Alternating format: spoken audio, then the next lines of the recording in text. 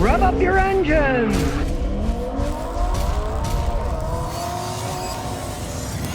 Well, it looks like the Chinese may take over and advance new batteries for cars because they're working on a process to replace the expensive, hard-to-find lithium with a sodium salt, right? And they say they're safer. They can be recharged daily without problem. Sodium salts are like 1% of what lithium costs. So it would make the cost of batteries go down. I tell people, don't go out and buy an electric car now. Who knows what the future will be? You buy a lithium battery car, it could be a dinosaur. It could be like Beta versus VHS. When they had that out, VHS ate it alive. The Beta people, well, they couldn't get movies anymore because nobody made them. Well, it could be the same thing if you buy a lithium battery car and then, oh, gee, who knows? That's why I say wait on this electric car stuff, because nobody knows what system is going to pass out and be the one that works best. This is new technology. Turns out that they make these sodium batteries, they hold almost 100% of their charge when it gets below freezing, unlike the lithium ones. Now, in central China, engineers are working at it, and they're being helped by the Germans, including Germany's BASF, which is the world's biggest chemical maker. Salt's used in a lot of chemical reactions, right? Salt. Only makes sense. And the Chinese are saying they can even use the same equipment they use today to make lithium batteries, to make these sodium batteries, so they wouldn't even need to build new factories. As it stands now, they say they're going to mix sodium cells with lithium cells, so they use a lot less lithium, and that they can work together. Who knows, maybe eventually they'll get sodium cells to work by themselves. And they say that in 2 years, China will have the ability to make 95% of the sodium batteries made in the world. So the Chinese are marching forward. Not just sitting on their walls, we'll use these lithium batteries. Yeah, they got problems, but what the heck? It's good enough for us, right? Well, the government's trying to get people to buy used EVs, so part of the Inflation Reduction Act, there's an oxymoronic term if I've ever heard one, but they're giving up to $4,000 tax break for people who buy used electric vehicles. Now, they have all kinds of ridiculous restrictions. Of course, the government's doing it, so you know it'll be an absolute mess. Things like your adjusted gross income can't be higher than $75,000 if you're single, or $150,000 if it's a joint return. And the sales price of the car can't be more than $25,000. And the gross weight of the car is to be less than 14,000 pounds. And on, and on, and on. Anything the government has to do, there'll be so much paperwork, it's probably not worth your bother to even getting involved in it unless you're a lawyer. These days of all these ridiculous prices for used electric cars, they're starting to drop like a stone. There are tons of them for sale here on the East Coast and lots that nobody's buying. Problems with the cold weather and things like that, so they got rid of them. Now there's a bunch of them for sale. All I have to say is buying a used car is always somewhat of a gamble, right? So I tell people, when you buy it, you bring it to me, I check it out, tell you if it's good or bad, right? You buy a used electric car, hardly anybody knows the history of those things, how to fix them, how to work on them. You buy a used one, the chance of getting a bad used electric car is much worse than a regular car because there's hardly anybody that can tell you, yes, this is in good shape, no, this isn't in good shape. You buy a gasoline car, the battery goes bad, maybe a couple $100. You buy an electric car, the battery goes bad, it could be $17,000, $18,000. So it's a completely different ball game that nobody understands yet. Whether you get a $4,000 tax credit, depending on all these different figures flying all over the place, or not, you'd be taking a tremendous gamble buying a used electric car because hardly anybody knows how to check them out to tell you if it's a good car or not. These electric car companies, they don't give information to us independent mechanics much, so we can't have a database to analyze stuff because they don't give it to us. So, hey, buying a used one's a real gamble. Well, if you know anything about electric cars, most people charge them at home. Well, now the EV owners are becoming increasingly frustrated with charging at home. The main problem is you get higher rates. The more power you use in most areas,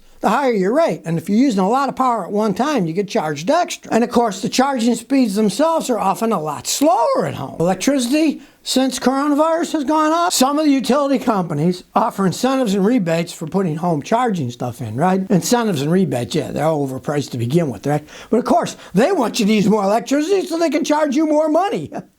You really can't use a level 1 charger at your house. Plug it into 120 volts. Like a Mustang EV would take a day and a half to charge the thing up. It's ridiculous. It's so slow. You got to at least have a level 2 that's doing 220 volts. But even then, people are going to find it's not like a supercharger where you plug it in and 45 minutes you're charged. That's still going to take anywhere from 4 to 9 hours to charge your battery up, depending on the size of your battery and how weak it is. I can't help but resist the nonsense that comes from the government. In a White House briefing, The spokesman for the Inflation Reduction Act says, and I quote, "Families that take advantage of clean energy and EV tax credits will save more than $1,000 a year." Yeah, sure. You're going to pay a fortune to buy an electric car, 50 to 150 grand. You're going to pay thousands to have a charger put in your house.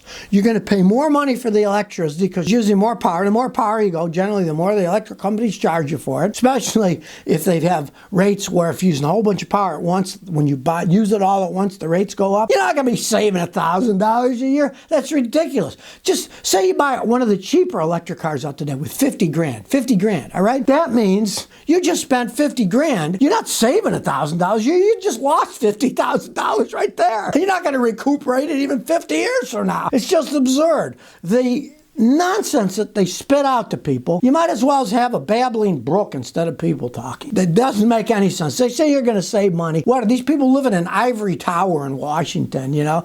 They have no idea what happens in the real world. Eli Kirby, and he says, "I got an '04 Colorado with 246,000 miles. When it's great in Ohio, running traffic at misfires and stalls sometimes." Okay, check for a vacuum leak. When your car runs on the highway, it's going fast, so it's sucking all kinds of air. Small vacuum leak will not affect how your car runs when you're going at high speeds. But when you slow down and get in traffic, especially stop and go, if you've got a vacuum leak, that little leak will make the air-fuel ratio go so low, makes it run lean, too much air, not enough fuel, it can stall out. So check for vacuum leaks. I got videos, finding vacuum leak on your car, Scotty, type that in YouTube, you'll see I got videos that show you how you can find vacuum leaks and fix them yourself. Dupaul says, "Scotty, my Volkswagen Golf 4 TDI has glow plug light flashing on the instrument panel. 2 days ago it had blue smoke when accelerated and it needed a liter of oil. Now it's back to normal black smoke." Well, it's old and worn, you know, they will smoke black, the older ones, right? Your glow plug light is coming on.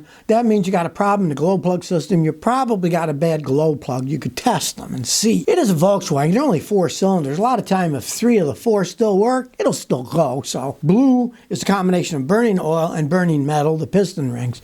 So that you just live with. Just keep adding oil as it burns out. As long as it starts, heck, summer's coming up. If it starts, great. If not, then you'll have to check it out. You probably need a glow plug, or maybe even more, because it's 4 glow plugs and they might all be going out, but at least one of them's probably going bad. Mahit says, "I got an LS460. The lower control arm bushings are on the way out. Would you recommend pressing new ones in? The bushes are a lot cheaper than new arms with bushes." Sure, go right ahead if you don't mind pressing them in and out. It's not rocket science, and you got to take it off the car, then get in a press them in and out. But, you know, it can be done. A lot of times if you got a nice vise, you can do it with a regular vise by tightening the vise, pushing them in and out, using different size sockets. Sure, why not? You know, as long as you live somewhere where they're not rusted. If the control arm's all rusted, then you'd replace the whole thing. And if you do, don't go to the Lexus dealer. Get them aftermarket. They're a lot cheaper.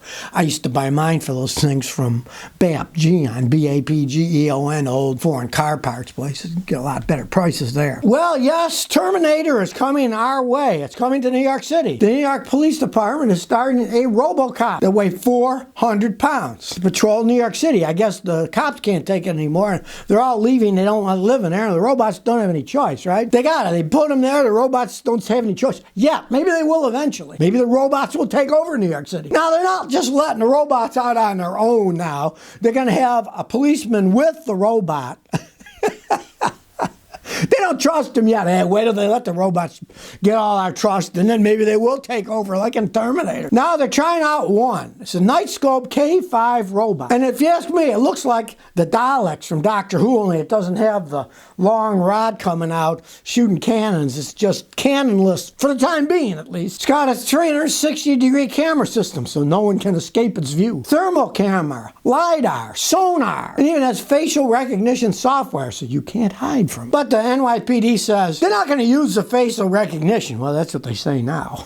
As it stands now, we're relatively safe because it's a wheeled robot. And it can only go where people in wheelchairs go. It can only access compliant areas using ramps. So you can run up the stairs and get away from them. Now, New York City is renting the robot for $9 an hour for 6 months. Hey, pretty cheap. You can't get somebody to work for $9 an hour in New York City, right? Maybe get enough of them. Maybe the robots will come together, unionize, and they'll take over, right? So is this the beginning of the end? Robocops in New York? Well, we'll find out as time goes on. So if you never want to miss another one of my new car repair videos, remember to ring that bell.